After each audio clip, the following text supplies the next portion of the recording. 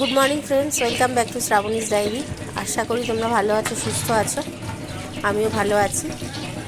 তো আজকের ব্লগটা সকাল থেকেই শুরু করছি। সকালবেলা ঘরের কাজ মোটামুটি হয়ে গেছে। এবার একটু আমাদের ব্রেকফাস্টও করে নিয়েছি আজকে, তারপরেই এলাম তোমাদের সাথে কথা বলতে। ও বেরিয়েছিল, মাছ নিয়ে এসছে, আজকে আর মাছ নিয়ে এসছে। তো এটা দেশি আর ওই কী বলে না, আর একটা আর মাছ আছে একটু, কি রিঠা মাছ না কি, ওটা নয়, এটা একদম দেশি আর মাছ।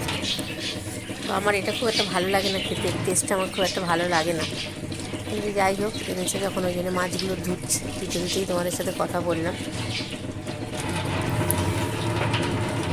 হ্যাঁ, এবার আজকে দেখি আর কি রান্না করি। মাছ তো করবো, তার সাথে আর কি করা যায় দেখি। সবজি আছে ঘরে, শাক টাক সবই আছে, দেখি কি করি।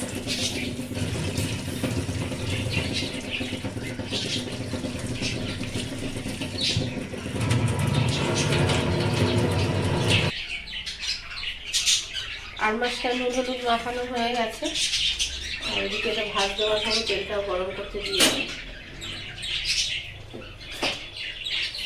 আর মাছ যা ফাটে, তো ভাজতে দিয়ে সঙ্গে সঙ্গে থালা চাপা দিয়ে দিতে হবে, প্রচণ্ড ফাটে।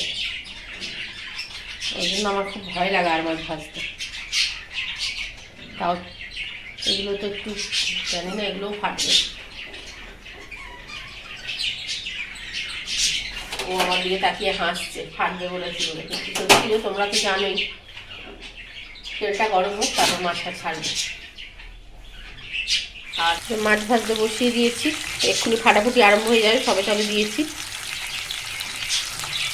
চাপা দিয়ে দেবো আমি।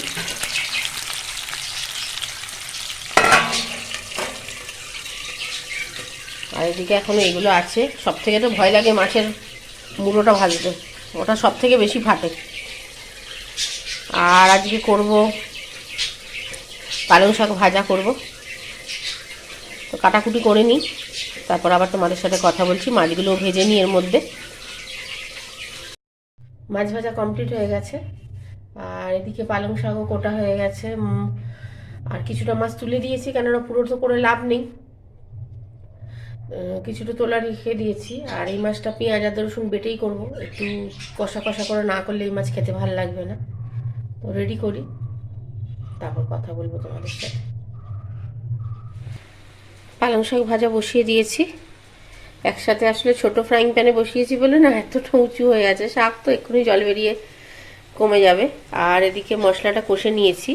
এটা দেখো একটা অন্যরকম কালার এসছে, তো একটা এক্সপেরিমেন্ট করেছি, তো দেখা যাক যদি ভালো হয় খেতে। আজকে আমরা টেস্ট করে দেখি, যদি ভালো হয় তাহলে রেসিপিটা তোমাদের সাথে শেয়ার করব।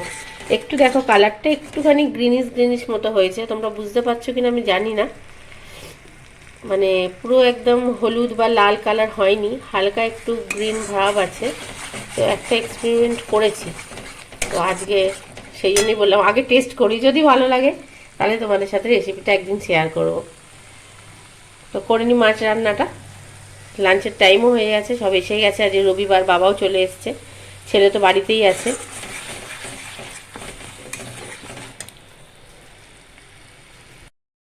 লাঞ্চ রেডি হয়ে গেছে, পালং শাক ভাজা আর মাছ করেছি, আর কিছু করিনি, কারণ আমাদের তো জানোই কেউ বেশি খেতে চায় না। এই দুরকম তরকারি ঠিক আছে, এক রাত ভাজা আর মাছ, কারণ এর থেকে বেশি করলে এ বলবে এইটা খাবো না ওটা খাবো না, করি না, ওই জন্য ফালতু খেতে কী হবে বলো।